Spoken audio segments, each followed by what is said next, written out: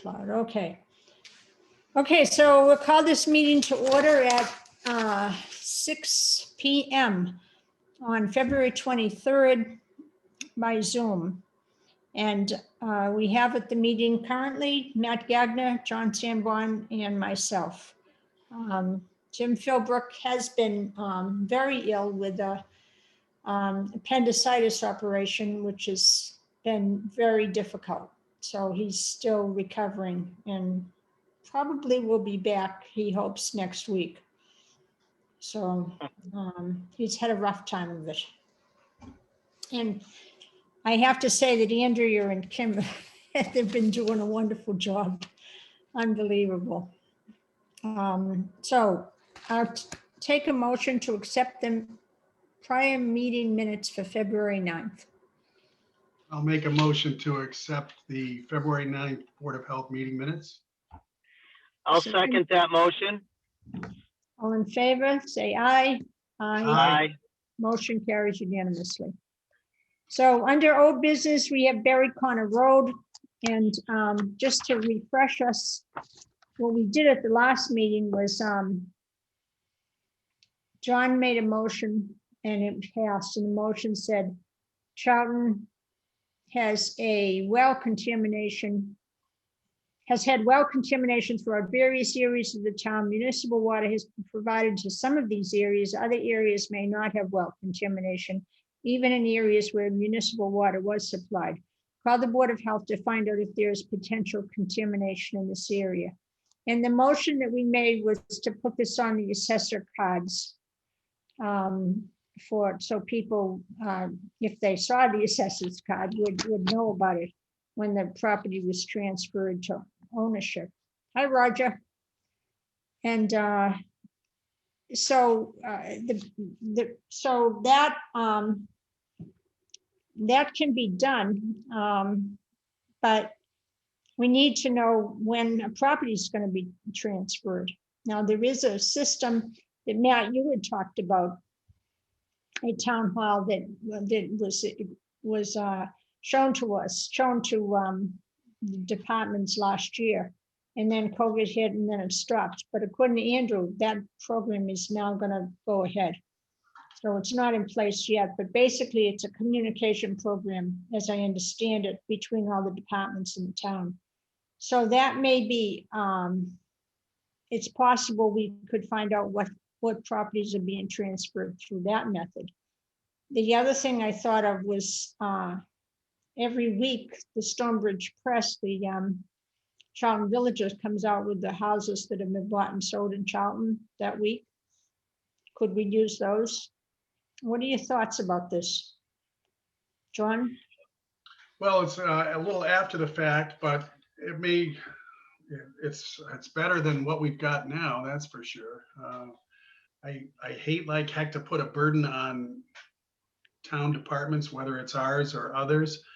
I also dislike having a buyer or seller have to incur any additional cost for this. But if we can at least get the message out there in some format so that the realtors and prospective buyers are aware that there is a potential problem, I think that's at least a step in the right direction. Okay. Matt, what do you think? I agree with John that the board is going to have a hard time tasking someone to police this to make sure that we're doing that. And again, a lot of times when people buy a house, if we're chasing them after the fact, they might not have any money left, or they might have spent everything they could. So I think at that point, the maximum our board is going to be able to do is be an awareness to those residents. I don't think before the fact, when it's new construction, we have that well permit and we don't have to sign off on that. So we have the data that we're looking for. So we have more teeth for the new construction, but the after the fact sales, we can try to get these like the letter that you just read to us, we can try to get that letter out, but I don't think we're going to have I don't think we're going to have any teeth to be able to enforce it. Correct. So, yeah. Well, the letter, the wording doesn't say anything about that they have to have their well tested. Right. It has no enforcement in it. It simply says there may or may not have been contamination in areas where municipal water was supplied. Call the Board of Health to find out if there's potential contamination in this area. We're just telling them that there's a possibility there's contamination there, and they should follow up and call the Board of Health. And that's not onerous, you know. They can make a call, and Andrea or Kim can look it up and see where they are. Right. I agree. I think some people, Kathleen, I think some people are just going to say, I don't care. I'm sure it can't be that bad. Other people, especially family, young kids, might say, you know what? I'm going to spend 10 minutes, call the Board of Health, find out what's going on. At that point, they can take it upon themselves. You know, the Board of Health can say, hey, look, here's the test that we recommend. There are several different labs in the area that you can utilize to get your water tested. It's not a ton of money, but we highly recommend it. So hopefully you can catch some of it that way as well. Does that make sense to you, Matt? I agree with that 100%. Yeah. So the question would be to how to get this information. How do we get it to them? So if the townwide system of communication between the departments might give us some clue, I'm not sure. But you're right, maybe even after the fact, I agree with you, we shouldn't put in well regulations that they have to apply after the fact, but we're not putting in well regulations on this issue right here. We're just telling them, like the people on Berry Corner Road that didn't tie in. We're just telling them that you could have contamination there, and before, you know, if you just bought a house there,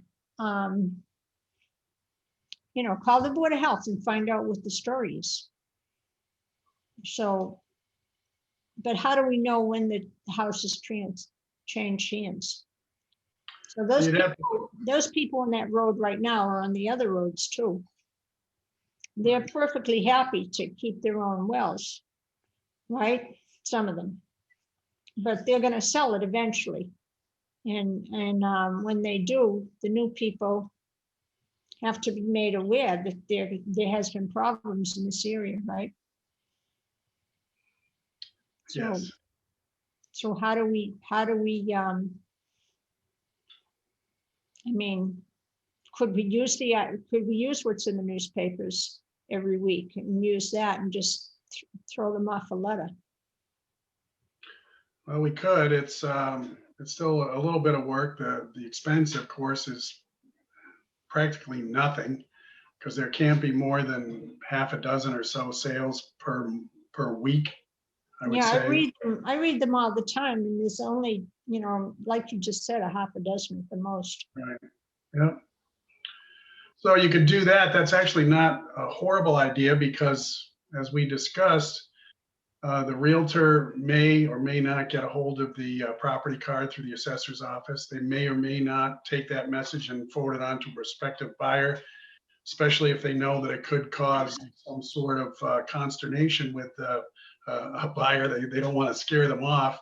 And that's not to say anything against the realtors. It's just, I think, human nature. But it's, at least in this way, I think we're doing due diligence by informing the owners of the house. You can just mail it off to them and say, we understand that, whatever. Actually, just the wording that you put, it's obvious they know that they just bought the house, and they'll get something in the mail, just in case they're. So just so I understand this, so we'll take the 5 or 6 sales that we see every week in the newspaper, and when the women in the office have a chance, they don't have many chances right now, they can just run off a form letter, right? They don't have to write a new letter. Just, Right. it's always there, put in the address and tell them to call the Board of Health. And that way, the people that we've been talking about, worried about, will have it'll be up to them to call us, and then it'll be up to them to follow our advice, right? Correct. Yep. What do you think, Matt? Yeah, I agree with that. I was just kind of thinking too, with the COVID, I'm not sure as much anymore, but we used to have the local access with all our meetings, posted on on that local website. I don't know if we have the ability to have Drew or whoever our communications team is to, maybe the Board of Health writes a letter and where it just goes on the screen for 30 seconds or a minute or an hour or whatever it is, because you see it all the time, and it says your local Board of Health recommends all residents check their water periodically or something. So not necessarily just singling out the known ones like we would be talking about with the sales, but maybe we can, and I know it's on our website, I'm sure of it, but maybe that local access is another means to try and just spread the word. And, hey, to all residents in Charlton, check your water. If you have any questions, call the Board of Health. I don't know. Absolutely. I mean, that's also on the agenda, and we can talk about that now. And Gary is going to get us a list of possible contaminants that we could share with people. Not possible contaminants, possible things that should be tested for. He hasn't done that yet. He had a bunch of things and he didn't get to all of them. So that would be that's a good idea. Yeah. So in terms of the Berry Corner Road people and also the other people down Nugget Hill, I guess, and on by the schools, those people, when they're, maybe just when any house in that list that we see in the newspapers every week, maybe any house that's sold, we should just throw off a form letter, Oh, yeah, sure. because new things will creep up, right? Yeah. And that way you're not singling out any particular zone or area or whatever, Right. because you don't know. The guy, you could be out in the middle of nowhere, but the guy next door could have been changing the oil in his tractor and just putting it behind his shed in the ground for years. And, Yep. and you think you're safe, you're way the heck out from everywhere. And suddenly you could have some contamination in your well.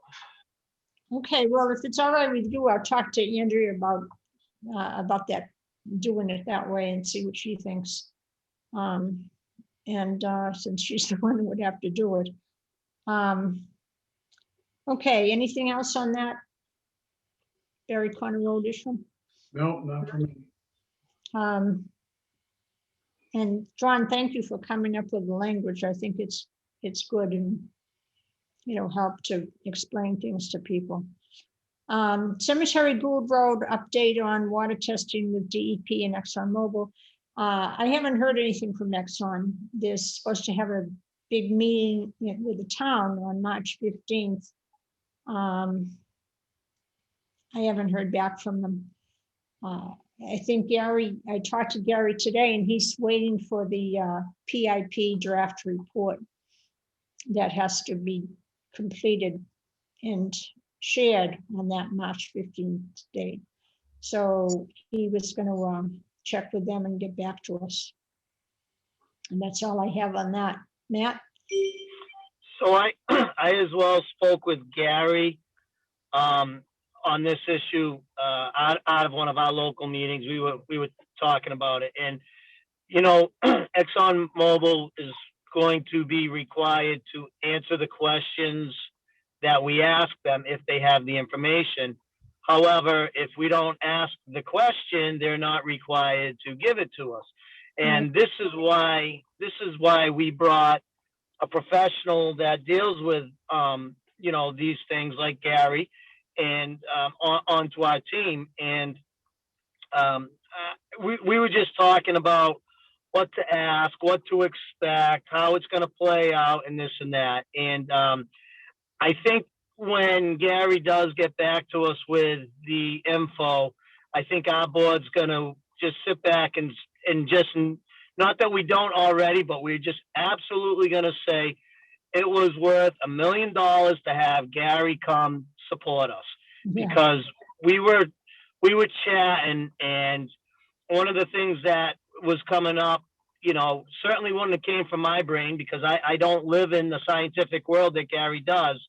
And so I'm just still very grateful that we have that support. I think we were 100% on track by trying to get that. And I just think it's going to be invaluable March 15th. And I think the questions that we as a board are going to be able to present to the ExxonMobil is just going to be, you know, right on track, and have direct questions that if there is a known answer to it, we are going to be able to get that answer. And a lot of it comes with the data and what data they have and when they obtain the data and all of that stuff, because I think a lot of that stuff we don't know anything about, and I think there's a lot of data on this. So I'm very glad that this is all going to come out in this PIP format on the 15th. right, yeah, yeah, I completely agree. Gary sent us a letter today. I don't know if you got to see it. I Yes. think it was just this morning, but basically, he sent us a bunch of maps and also a list of addresses of houses that are not tested on Stony Brook, the Stony Brook neighborhood. They're from Cemetery Road, Gould Road, Nugget Drive, Jones Road, Stony Brook Road, and Millwood Drive. They're located within a half a mile of 44 and 74 Gould Road, where they've had hits. So my question to you is, should these people be getting a letter from us to invite them to that March 15th meeting? I'm shaking my head, yes. Right. Yes, I agree. Yes, sure. They're not there. There weren't that many. What were there, 30, 40 maybe? I'm looking at it. Yeah, yeah. So it's not a huge undertaking. Yeah. And again, it's another avenue just to make sure that these folks are aware of it. I'm sure there's some that we'll send a letter to that won't have an idea that it's happening, and they'll be grateful to get the letter. Yeah, we do need the login information, right? What would you say in the letter, John? I'd make it short and sweet. Just say, due to well contamination in the area, ExxonMobil is providing a public meeting on March, whatever the date is, 15th, yeah. where concerned residents of the town are more than welcome to come and listen and have some questions and answers, hopefully, with ExxonMobil representatives, including engineering consultants. Okay, and we're sending it to them because they're within a half a mile of where. Yes, good point. Yes, very good. Okay, all right. So we'll get that done, and we won't be able to do it, I don't think, until we have some kind of a link from ExxonMobil, because for sure about the time and date. Yeah, and I think they have to put it in the paper 2 weeks before, at least 2 weeks beforehand, and then again about a week before at the meeting. Yeah, so that's coming up, right? Yeah, pretty quickly. Yeah. Another week, about another week. Yeah, okay, so it should happen. Okay, I think that's it for the old business. Unless you have anything more on that. Okay, so we'll move to COVID updates with town and schools, and I got a letter, an email from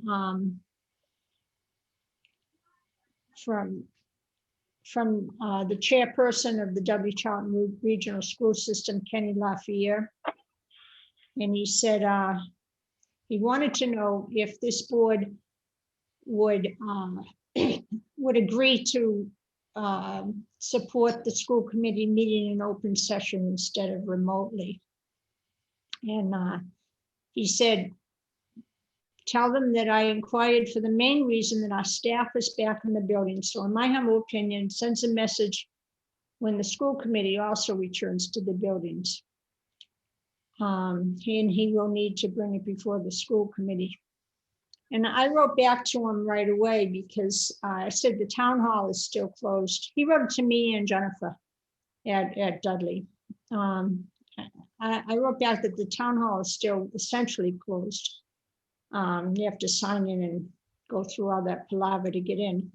And the town, even though we've gone down from the red into the yellow, we still have, I think it was 49 cases in the last 2 weeks. And none of our boards were meeting personally. And I told him I would take it up with this board. And then Jennifer wrote pretty much the same note to him and copied me on it. So I just want to know what you guys think about that.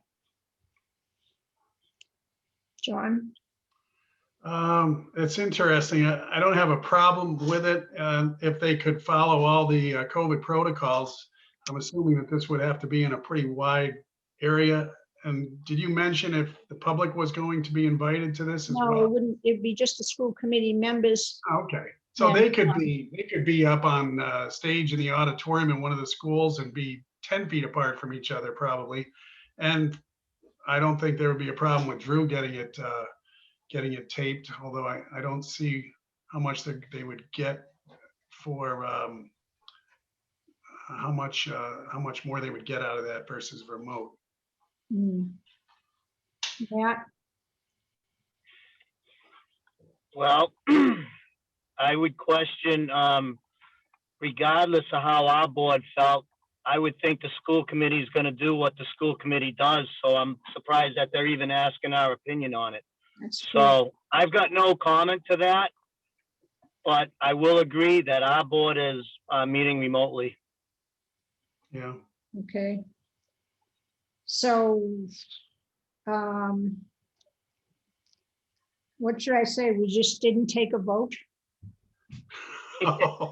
Good one. I would think that's probably accurate. Yeah. Yeah, we discussed it and We basically have three different opinions because I think it shouldn't be. John, you think it should be, and Matt is abstaining essentially. So, right. and Yeah. we don't have a motion unless one of you wants to make one.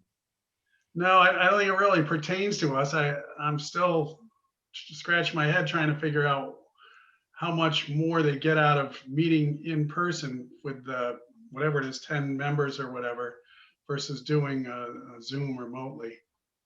Well, it has, I mean, as far as I'm concerned, for us to meet remotely, the Board of Health, it's made it a lot easier, especially with Matt out of town. I mean, we can still meet, you know, we've been able to still gather and meet.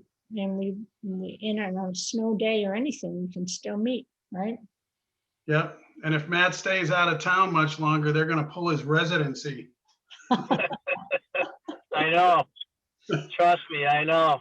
You're getting to the end of it though, aren't you, Matt? I'm getting to an end of it. A new site kicks off Monday in Washingtonville, New York, and that's a 6-week project. Okay. So we're not gonna we're gonna see you on these Zoom calls remotely, very remotely for a while, huh? Honestly, if I could find the right person to replace me out here, I would do it in 1 second. I want to be right in Charlton where I belong. Right, with your kids and your wife and. Matt, would it make it easier if we changed the time? No, it doesn't. It doesn't really affect me much. My little routine now is we work till 5, then we go and eat, and it's one of the deals I have with my staff is I buy their meals every night, and so I usually go and get the meal, and you know it's a 20-minute ride out of.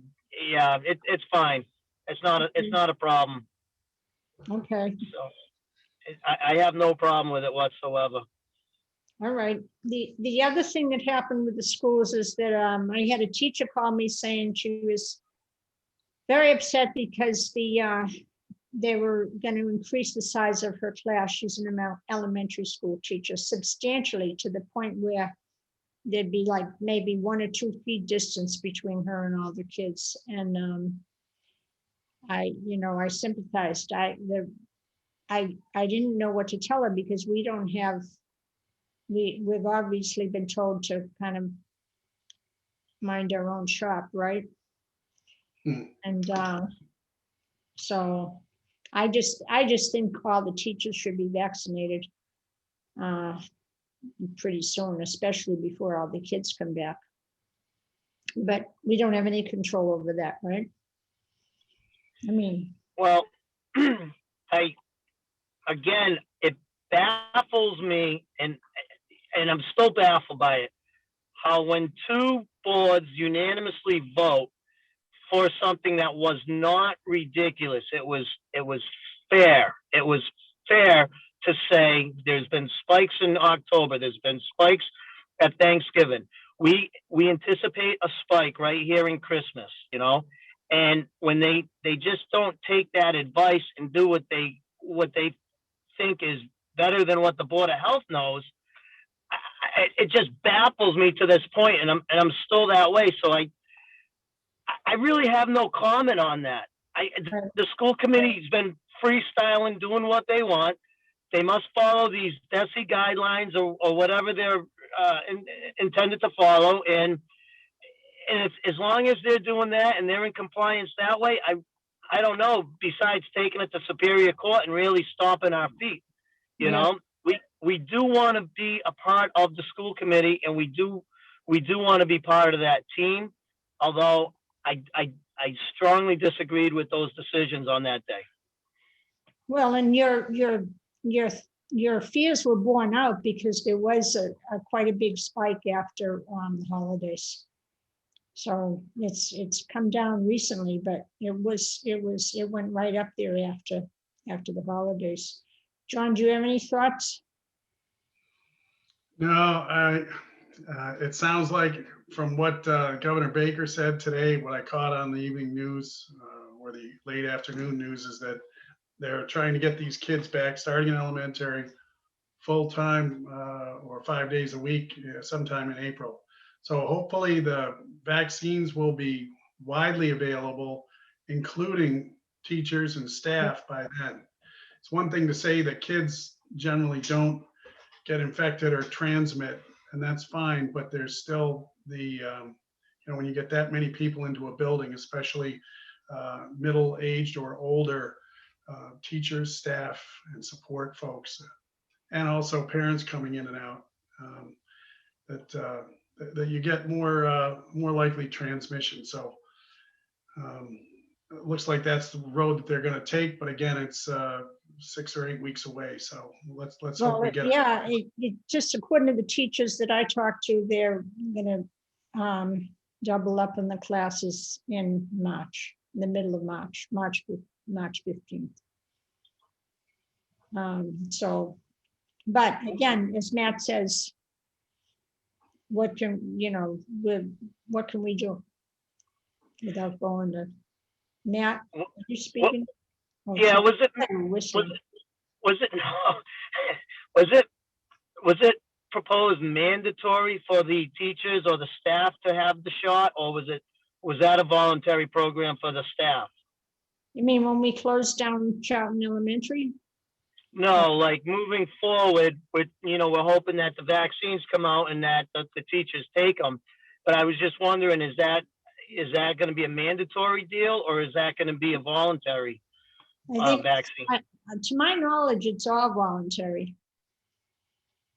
It was voluntary when the school committee and the school people voted to close down Charlton, Burlingame Street School for a few days, when they had quite a big surge of teachers having COVID. And but all the teachers were offered Well, they were offered a test, not a vaccine. Yeah, Right. that's right. So it wasn't the vaccine, it was the test. I don't think, to my knowledge, the vaccine is not mandatory to anybody. And I don't think it is either. So they're trying to do they talked today on the webinar about trying to talk people, doing a lot of advertisement, talking people into getting the vaccine. So, I believe the flu shot, and I'm not positive it was the flu shot, but I believe the flu shot was mandatory for at least the youngest students to go back to school. it was. And then yeah, it was, and then they took away that requirement. And of course, now that seems like a moot Okay, point took it because, away, John? yeah, they said, we're not going to require that this year. And that's probably once they came out and they said the flu is like 2% of infection rate of what it normally is in a given year. Yeah, Because, yeah, go ahead, I'm sorry. yeah, so yeah, that was not, that's not mandatory. As far as I know, they rescinded that mandate. Back, After we had our flu clinic, right? We had a big flu clinic at Shepherd Hill. Right. So Matt, And I also believe it was rescinded after the deadline. So there was a deadline of, say Monday, it must be done, because I had to take my kids for the flu shot. Both my children had it. And it was like, 5 days away from them not being able to go to school or something. I mean, we were right there, and it wasn't rescinded at that time. So I think they rescinded it after the deadline. yeah, it could be, but I just remember them saying, "Oh, we're not gonna make this a requirement," and that could be for the reason that I stated, or it's just maybe because people like you, Matt, said, "I can't even get in, and I'm not gonna take my kids out and expose them so they can get a flu shot." yeah, So, yeah. yeah, But either way, it's pretty much a non-issue this season with flu, so that's good. okay. So the other update I had, just a few more things. It looks like there were 49 cases in the last 2 weeks in Charlton. The ages were 1 to 83.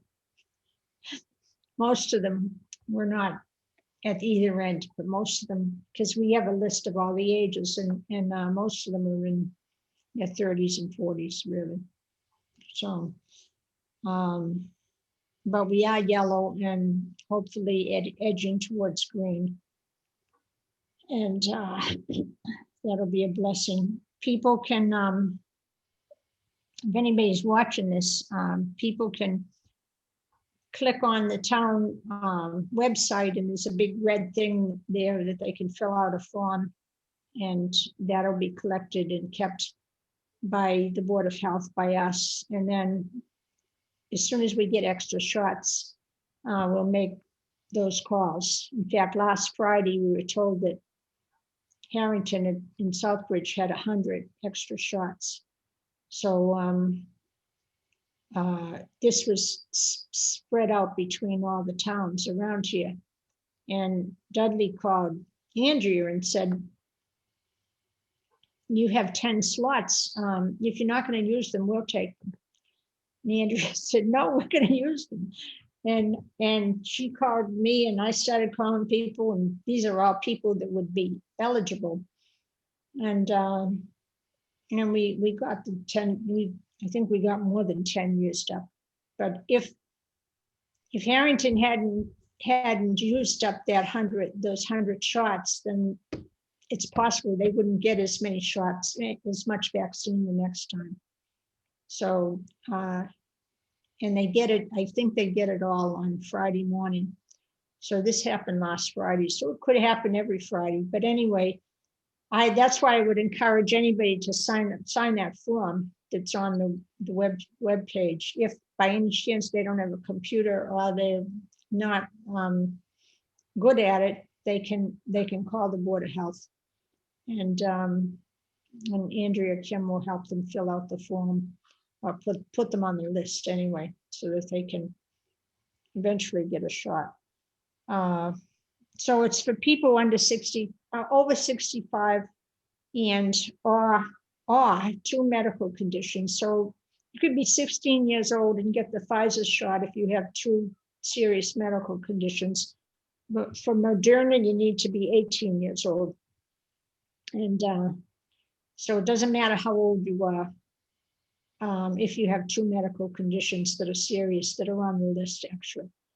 And there's some discussion over what should be on the list or what's not on the list, but there is a list and it has to be off that list. Otherwise, all you have to do is be over 65. So there's a benefit to aging, which we didn't expect. Let me just stop this call. Let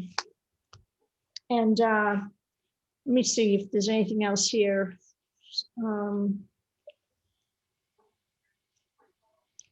They said they talked today in the webinar about people getting the second vaccine, and they recommended that you go back to the same clinic. But if it was not possible to do that, you can get the second vaccine anywhere.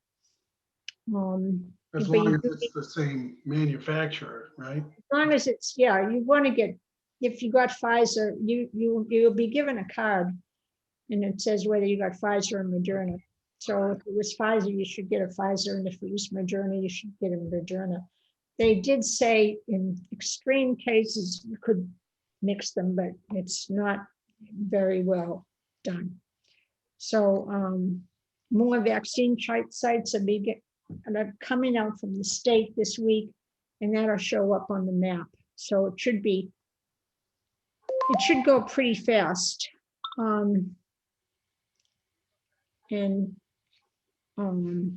Debbie's trying to get in on the Zoom, but I don't know. Anyway, let me see if there's anything else. We're getting about 103,000 doses a week from the federal government. So that number will probably increase as there's more vaccines available. Let's see, I don't have much else here. John, do you have anything? No, I did call the Board of Health office today. There was a gentleman down who was 80, and he called me out of, I shouldn't say frustration. He certainly wasn't frustrated with me, but he said, I'm having an awful time trying to get in to get my vaccine. And I knew he was over 65. Didn't realize he was 80, but he said, I'm so frustrated. He said, I spent about 6 hours just trying to get an appointment somewhere, and I'm running out of luck. Do you have anything you could do for me? And I said, you know what? I called him back after I talked to Kim at the office, and she was going to help him. So hopefully he'll be all set. But yes, it's a little disconcerting that you're over 75 this far in, and some people at least can't, whether it's on the web or phone or whatever. We've heard some of the issues with that. So it's going to be really nice at some point down the road, weeks or months down the road, when there'll be vaccines, at every Walmart or every CVS, and people can just walk in off the street, right, hopefully. And then we'll return to some sense of normalcy, I hope. Fingers crossed. Yeah, that's it. I don't have anything else, Kathleen. Okay. I just wanted to just reiterate that people that need an appointment that are eligible, call the Board of Health. They'll either get you an appointment or get you on the list, one or the other. So everybody should take advantage of that. I've sent so many people to them, and they've been great. Matt, do you have anything else? Well, a little bit. So I saw the letter of recognition or the survey on the girls, Kim and Andrea, and I responded to that. And yeah, that was nice, Matt. I didn't want to steal from their thunder, because I know they are working very hard, and they have their hearts in it, and they're doing a really, really good job, and I know that. But Kathleen, I also know you as well are going above and beyond, and you're doing just a good job. And I just wanted to make sure I included you in on that because you've been really awesome. I know you're helping, you know, hundreds and hundreds of people and holding this whole team together as our head leader here. Even right now when Jim's down a little bit, and so I know you're doing a great job, Kathleen, and just saying it out loud, you know, just keep it going. You're doing great. So Thank Yeah. you. Thank Thank you so much. Kathleen. I just wanted to tell you one other thing. I got a thank you note from a renter today. We had a big kerfuffle about the past week about an owner and a renter and whether the house was habitable or not. And he was furious because Jim wouldn't come over and inspect it. Well, Jim can't come over and inspect it. And the building inspector couldn't do it because it was a housing issue. So I've done a lot of inspections when I was on the Board of Health in Burlington for 9 years. And so I went over and did an inspection, took the pictures, and wasn't official, but I wrote it all down and sent it to Jim and Andrea and Kim. And then Andrea or Kim, I guess, was able to get hold of the owner, and they were able to work things out. So the guy called me this morning and said thank you. So it's like 2 thank yous in one day. I'm chuffed. So it's good. It's good. So Good stuff. when do you want to have our next meeting? 2 weeks is okay with me, 2 or 3, whatever you want. That sounds good to me. Is that all right with you, Matt? yeah, so we just I think we had talked about this before because we have the March 15th meeting coming up. Oh, yeah. So so I think we had kind of discussed this meeting, and then the next one I think would have been I think we would have had time for one more meeting, and then the 15th, I believe. Yeah, so March 9th then? It's fine with me. That's 2 weeks, yeah, okay. Okay, great, and we'll send you off copies of the letters that we talked about in the meeting and see if you have any changes before they go out.